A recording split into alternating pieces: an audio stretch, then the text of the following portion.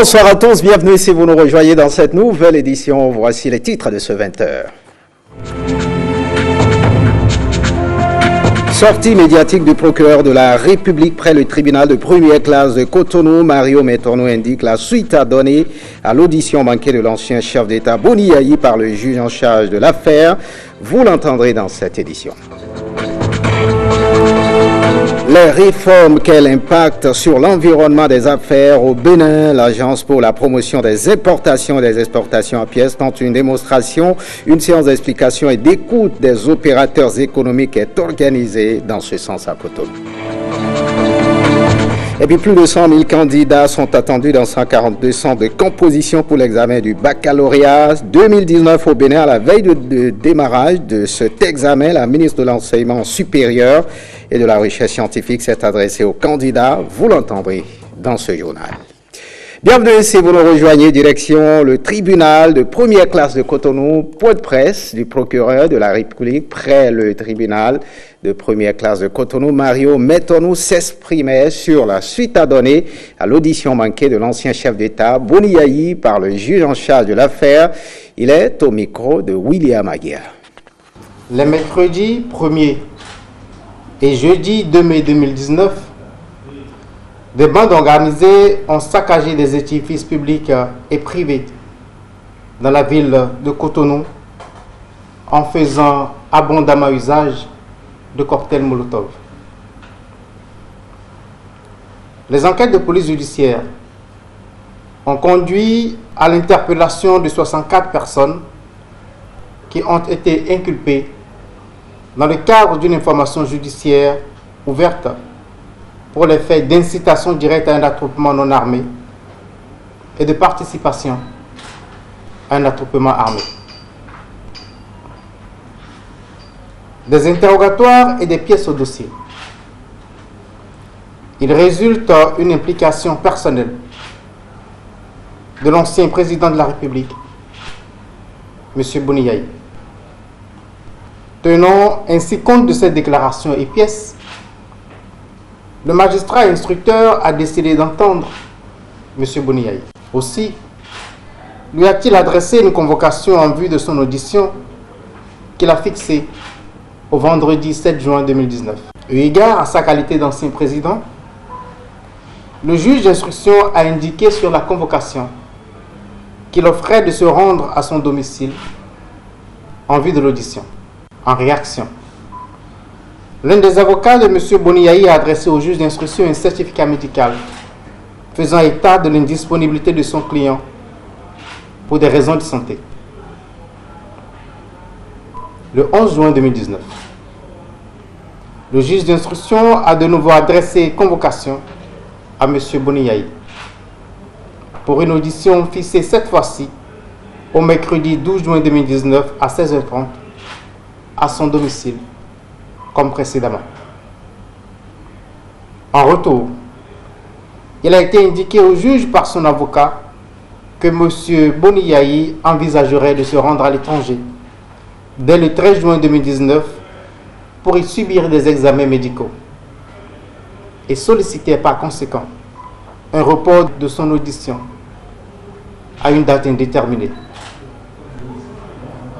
Eu égard à ce qui précède, le juge d'instruction a maintenu l'audition au jour et heure sus-indiqués au domicile de M. Boni Yayi, où il s'est rendu sans pour autant pouvoir le rencontrer, ainsi que ce fut le cas le 7 juin 2019.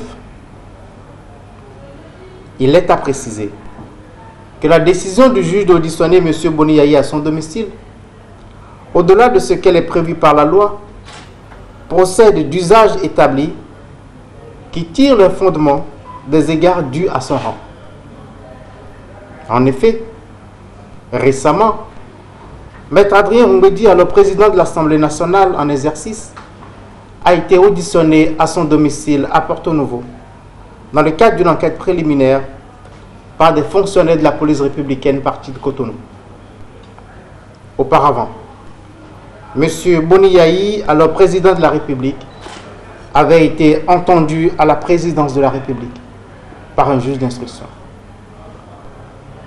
Le refus de M. Boniaï de se prêter aux questions du juge d'instruction, en dépit de la prévenance et de la délicatesse observée à son égard, a conduit à présent le juge à envisager à son encontre la mise en œuvre de mesures coercitives. Autre actualité dans ce 20h, le président de la Fondation Tony Elumelu encourage les jeunes entrepreneurs sélectionnés dans le cadre de son partenariat avec l'agence béninoise de développement de Semes City. Une rencontre s'est tenue dans les locaux de l'ex-primature avec la présence surprise du chef de l'État Patrice Talon. Jérôme Mongbo nous en dit plus. Selected 1,250 winners. La fondation nigériane Tony Elumelu est en partenariat avec la Cité internationale de l'innovation et du savoir Semes City. Elle contribue au financement des entreprises béninoises à travers la sélection chaque année des plus méritantes. Nous sommes passés de 32 lauréats béninois en 2018 à 156 lauréats cette année. Vous serez d'accord avec moi que c'est une énorme progression. 56 lauréats sont financés par la Fondation Tony Elumelu, 50 par Semes City, 45 par le Programme des Nations Unies pour le développement et 6 par la Banque africaine de développement. Cela place le Bénin à la première place parmi les pays francophones et juste après le Nigeria dans le classement des pays d'Afrique de l'Ouest.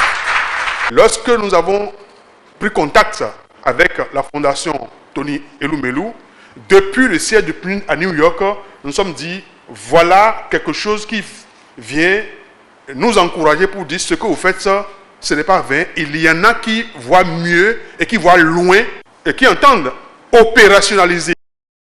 Ce n'est pas de voir loin, comme je l'ai dit tout à l'heure, le tout n'est pas d'avoir une vision, mais comment traduire cette vision dans la réalité, dans la pratique, pour que ça produise des résultats de développement. C'est encore une autre dimension de la chose. Le fondateur lui-même, vous allez le rencontrer face à face pour échanger.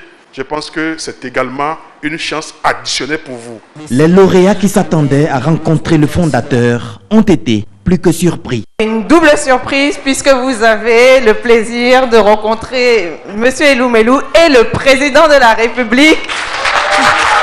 Les actions de la Fondation Tony Elumelu s'étendent au-delà du territoire nigérien. Son fondateur salue l'implication du président Patrice Talon dans l'avenir d'une jeunesse entreprenante, consciente et porteuse d'espoir pour l'Afrique. Leaders who recognize and invest in young ones are leaders who succeed in office.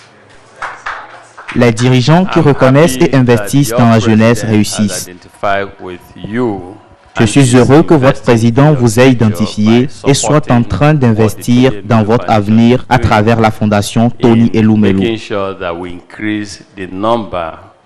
Il s'assure que le nombre de jeunes bénéficiaires de nos actions va s'accroître. Grand merci à ce président merveilleux. Foundation Entrepreneurship Program. So let's say a big thank you to this wonderful president. And I'm happy to see all of you. Very happy. Je suis très heureux de vous rencontrer et j'espère vous revoir les 26 et 27 juillet prochains à Abuja. Félicitations, l'avenir de l'Afrique est dans vos mains. The future of Africa is indeed in your hands. Tony Elumelu, président de la fondation dont il porte le nom, est un milliardaire nigérien, un humaniste dont la portée des actions dépasse les frontières. Il est ici cité en référence. Merci à la fondation, merci à ce grand monsieur qui est pour nous une référence universelle. C'est un homme que j'admire profondément. I profoundly admire him. C'est un homme que je respecte profondément. I respect him a lot. Et je rêve que bon nombre de mes Béninois puissent un jour avoir comme référence, comme modèle, quitte à ne pas l'égaler, même le dépasser un jour. L'accompagnement des lauréats était déjà dans le viseur du gouvernement. J'ai demandé depuis quelques mois qu'il y ait un suivi tout particulier des jeunes entrepreneurs qui sont nominés afin que l'action du gouvernement à votre profit puisse se concrétiser dans les temps à venir en fonction de la concrétisation de vos projets respectifs. Le partenariat Fondation Tony Elumelu Sem City et Programme des Nations Unies pour le développement vient renchérir les actions du gouvernement dans la promotion de l'entrepreneuriat au service du développement. Si notre continent doit sortir de la pauvreté, ce sera l'exemple du nombre de talents qui vont se concrétiser parmi vous. Notre rôle, c'est aussi de vous accompagner, de vous soutenir dans la formation, mais ce sera votre génie, votre talent, votre détermination qui feront que notre pays, le Bénin, le Togo, le Nigeria, les pays d'Afrique, les pays du monde vont sortir du sous-développement, de la pauvreté et se développer. C'est ainsi que le monde se construit, c'est ainsi que le Bénin va se construire. Tout le souhait des lauréats à présent, c'est de participer en nombre important à la prochaine rencontre d'Abuja, au Nigeria. Et cette interrogation à présent, où en est-on dans la mise en œuvre des réformes pour booster l'environnement des affaires au Bénin? L'Agence pour la promotion des importations et des exportations à pièces a organisé ce mardi 18 juin à Cotonou une séance d'explication et d'écoute des opérateurs économiques. Plus de précisions avec Alexis Segbemon et Jérôme Mongo. Dans tout processus de développement, l'environnement des affaires est un paramètre déterminant. Le gouvernement l'a si bien compris que depuis 2016, il œuvre à la création des conditions favorables aux affaires en vue de faire du Bénin la terre d'accueil de l'ensemble des investisseurs de l'Afrique. L'Agence pour la promotion des importations et des exportations APIEX, un des maillons opérationnels de cette politique, informe les opérateurs économiques conformément au principe de Doing Business. Nous sommes en fait dans une démarche où régulièrement nous marquons des pas.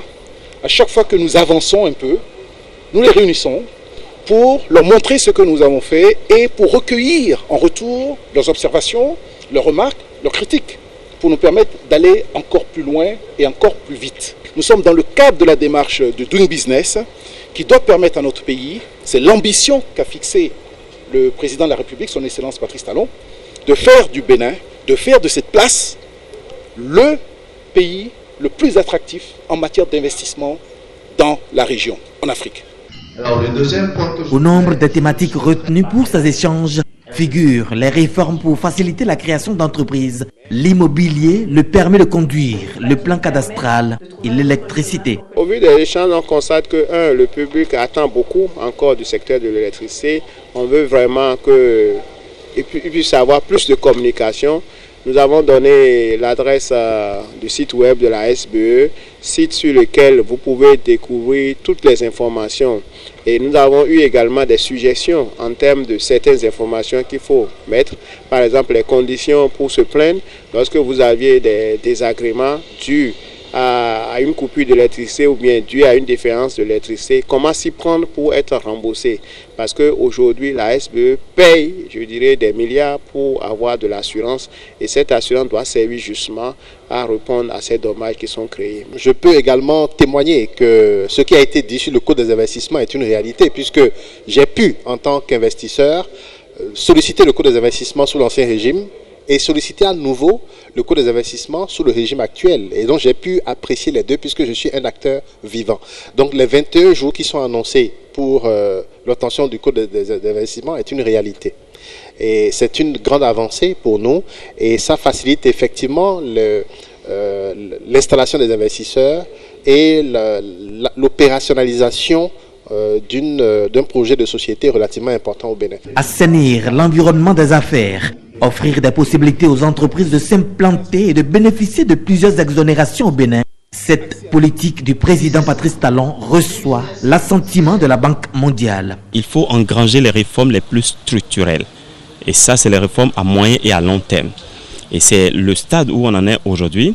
Et c'est l'une des étapes cruciales sur lesquelles des partenaires comme nous positionnons pour pouvoir continuer à aider le pays à engager ces réformes qui sont les seules à pouvoir permettre au pays de faire les pas les plus géants en avant. Les pays que l'on cite en exemple en Afrique aujourd'hui comme le Rwanda sont passés par ces réformes les plus structurantes.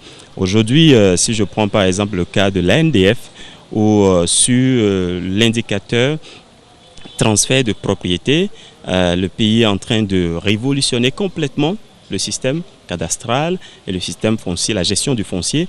Au sortir de ces échanges, les opérateurs économiques serviront de relais des informations reçues de l'Agence pour la promotion des importations et des exportations. On parle politique à présent. Dans la 17e circonscription électorale, Charles Dayon, élu député à l'Assemblée nationale, est allé remercier les populations de Komé, d'Atiémé et de Grand Popo pour leur soutien. Il en a profité pour présenter Eric Guidi, son suppléant, à qui il a cédé le siège. Le député Justin Poguet nous en parle. Regardez.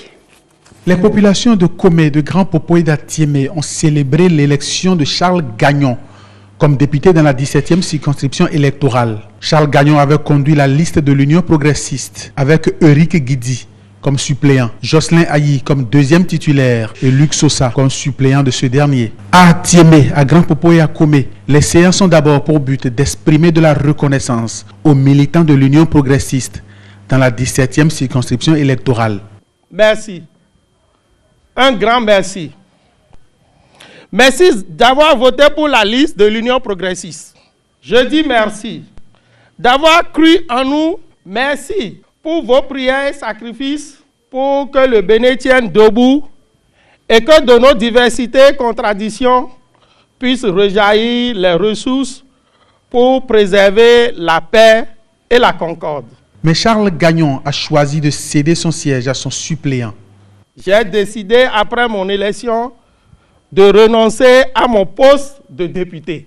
Cette décision, je l'ai prise convaincu que je pourrais encore mieux servir mon pays, mieux vous servir ailleurs qu'à l'Assemblée nationale. Pour Eric Guidi, suppléant de Charles Gagnon, désormais député à l'Assemblée nationale, l'événement fera date. Il s'agit d'une décision historique dans les annales de la vie parlementaire dans notre pays. Habituellement, ceux qui démissionnent sont ceux dont la loi fait l'obligation de choisir entre leur poste de député et une position du service public, souvent maire ou ministre. Jamais un député venant du secteur privé n'a délibérément décidé de démissionner pour céder sa place à son suppléant. Face aux populations de la 17e circonscription électorale, Eric Guidi prend des engagements. Je m'engage du haut de cette tribune à développer une politique de proximité avec vous au fin d'avoir une meilleure appréciation des actions du gouvernement et de disposer des armes pour mieux défendre vos intérêts. Des intérêts liés aux conditions de vie des populations du département du Mono. De nombreux défis restent encore à relever chez nous dans les secteurs comme l'éducation, l'emploi des jeunes, de l'accès à l'eau potable, accès à l'énergie, la santé, l'agriculture ou encore la pêche. L'engagement que la population de Komé a pris cette fois, c'est de faire les choses autrement. Nous avons décidé cette fois-ci de ne plus tout mettre sur la tête du député. Il faut que les plus grands problèmes soient posés à son niveau. Maintenant, sinon les moins grands, il faut qu'on passe d'abord par l'élu local. Nous avons pris aussi l'engagement de travailler avec lui, la main dans la main, pour que nous puissions vraiment sortir notre population de la précarité. Engagement pris de part et d'autre. Engagement à respecter pour la crédibilité de l'élu et pour l'amélioration des conditions de vie des populations du Mono. Un tour à la FESECAM en marge des travaux de la 26e Assemblée générale ordinaire de la FESECAM. La structure de microfinance a procédé à l'inauguration d'un module de 3 salles de classe au CG au Kétam dans la commune de Glazoué. L'ouvrage historique de la FESECAM Bénin de 1977 à 2017, 40 ans de microfinance est également lancé. Herman Amigan et Alexis Kenov. C'est une reddition de compte. Une activité consacrée par les tests de la FESECAM devant leurs administrés venus des 546 arrondissements du Bénin pour se présenter ici à Glazoué. Les résultats au titre de l'année 2018 sont passés au scanner. L'année 2018 a été couronnée de succès avec un résultat excédentaire de plus d'1 milliard. Ceci a été possible grâce à la persévérance dans l'effort. Des chiffres élogieux et des résultats palpables, seulement à la FESECAM, l'état d'esprit est au dépassement de soi et une vision futuriste en harmonie avec les exigences d'un troisième millénaire guidé par le numérique. Tous nos efforts en 2018 ont consisté à relever les défis communs de notre fédération. Mais nos priorités impératives dans le contexte actuel de recherche de la meilleure satisfaction de nos clients demeurent toujours l'acquisition d'un système d'information et de gestion intégré et efficace, la finance digitale et la maîtrise du portefeuille de crédit afin d'améliorer l'accessibilité et d'assurer le respect de la conformité des normes légales et réglementaires de gestion. Ces assises ont vu par ailleurs le conseil d'administration changer de configuration.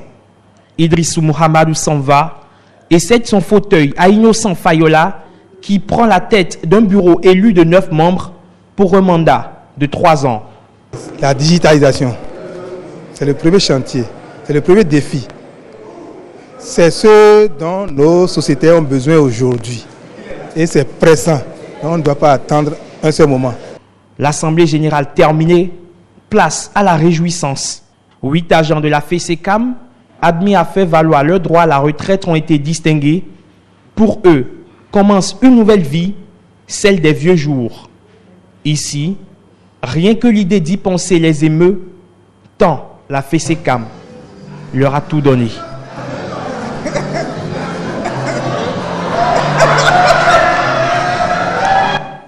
Voilà l'ambiance à la FECECAM. Parlons à présent éducation. Le baccalauréat 2019, c'est dans quelques heures. Au total, 100 017 candidats sont attendus dans 142 centres de composition. À cet effet, la ministre de l'Enseignement supérieur et de la Recherche scientifique s'adresse aux candidats. Elle est au micro de Malini Tibozo et Bernard Diaoui. Nous voici une fois encore à la fin d'une année scolaire. Après les examens du brevet d'études du premier cycle et du certificat d'études primaires, c'est le tour du baccalauréat. Les compositions écrites sont prévues pour se dérouler à partir du mercredi 19 juin 2019, selon les dispositions de l'UEMOA dans 142 centres répartis sur l'ensemble du territoire national. Ils sont au total 100 017 candidats, dont 33 952 filles, soit 34%. Je profite de cette occasion pour féliciter tous les acteurs à divers niveaux qui interviennent dans le processus d'organisation de l'examen du baccalauréat. Maintenons le label du baccalauréat pour permettre à notre pays d'avoir des cadres de bon niveau capables d'impulser le développement de notre nation. Chers parents, les candidats et candidates ont besoin pour ces quelques jours de votre présence, de votre soutien et de toute votre attention. Chers candidats et chères candidates, cette année a été une année apaisée. Durant 9 mois, les enseignants-enseignantes ont donné le meilleur d'eux-mêmes pour vous former.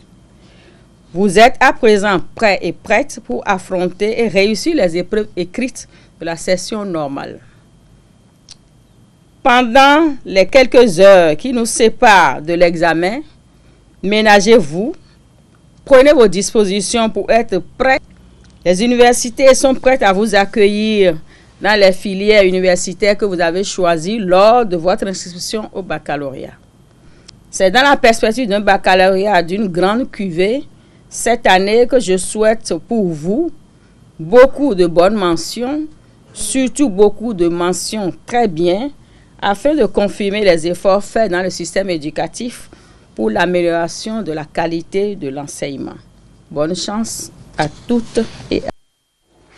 Et puis à la veille de la composition du baccalauréat 2019, les ministres de l'enseignement supérieur et des enseignements secondaires, techniques et de la formation professionnelle et le directeur de l'office du baccalauréat étaient devant la presse. Ils ont fait le point des actions menées pour le bon déroulement du bac 2019 dans les différents centres et aussi rassurer les candidats. La rencontre a eu lieu dans les locaux de la DOB. Malini Chibozo et Bernard Diaoui.